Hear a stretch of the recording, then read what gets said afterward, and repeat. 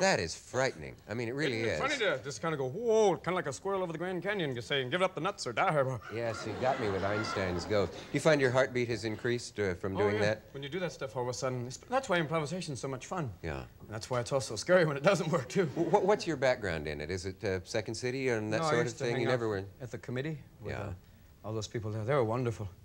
I mean, they peaked at a certain point, then they all went off and did different things and went through heavy physical changes and stuff. But and how much acting training have you had in class work? 3 years at Juilliard School. No. And there's something you've studied called mask or masque. Oh, yeah, with Pierre Lefebvre. He was wonderful. What is mask or masque? It was, you start off working with neutral masks. Masks or... Mask is ala khadimel. Careful, they'll take away the grant.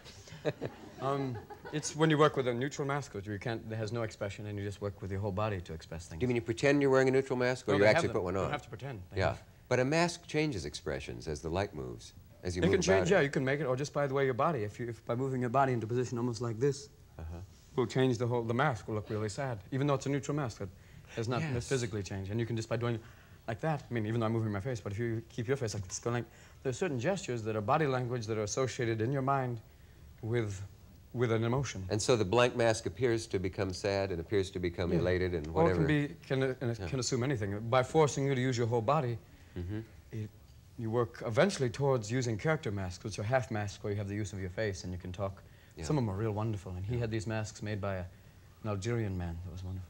Robin, what would be the ideal showcase for your full desires and talents and so on? You get a lot of stuff into Mork. I mean, you manage to dazzle people with a lot of things, but there's certain limitations on you. Oh, yeah, heavy limitations. And seeing your act, you're aware of how much more there is to you. That's an incredible freedom is eventually to do what Lily did. I mean, she and the two extremes, what she does and what Jonathan Winters does, the madness of him and his characters and the beauty of all the things she does, too. You're talking Lily Tomlin.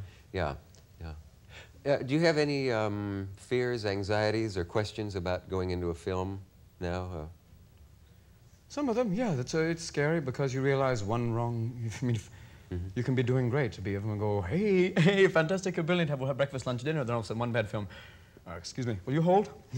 Yeah. I think I spoke about this on an earlier show, but I loathe that attitude in our business. You know, I mean, people saying Lily Tomlin is washed up because of that one clunker movie, whereas in fact, you know, she's still a huge talent and will She's still an elegant, wonderful woman. Other things, and so suddenly assume that that seems to assume that everything she did before was an accident, and that one bad movie is the real her, which of course is nonsense. It's an attitude, I guess, to make or break people. I mean, the press, sometimes you ask about what are some of the things I get, sometimes the press they'll make you up to a certain point, and then all of a sudden they'll start looking for flaws, anything wrong, you know, anything, you know. He's leaving his wife, lose weight after death, exciting new diet, you know. Yeah, there's a psychiatric theory that, or psychological, I suppose what I mean, that we've developed a mentality with celebrities where we enjoy their rise, but we can't tolerate them for very long. And when they plateau for a while, it's the people yelling, jump, jump, to the suicide, you know? Oh, yeah, they want to see I guess it's just up to you to maintain. It's hard. For me, it's the most valuable thing are the people that I knew before. I mean, the friends, the core of friends and people, they're very important. Yeah. Because they'll always be there. They know who I am. I mean, I feel like... The ones who don't laugh too soon at you. Yeah, the ones who go, that's nothing. Yeah. And I feel like you're a molecule. I mean, if you examine the way you are, I mean, the people, the periphery people, the electrons, people out there, then there's some other people who get a little bit closer, some of the other particles. And there's the nucleus that only like 1 or 2 people know. Then there's the real core that I think only there's part of myself that no one really knows. Can you picture yourself 15 years, 20, 30, 40 years from now? Oh, God. Having been on television way back You're just sitting in a bar going, how are you? You remember me? You do look familiar. Yeah, you remember me? Ninny. God, I used to be on every magazine except for Ebony and Popular Mechanic.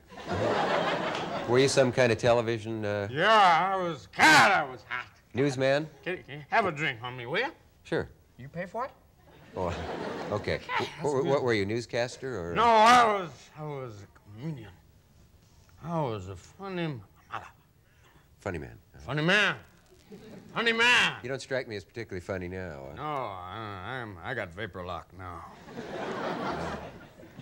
But I had a kid show for a while, too, on Saturday afternoon called Puberty Park. Remember that? I used to play Uncle Nookie.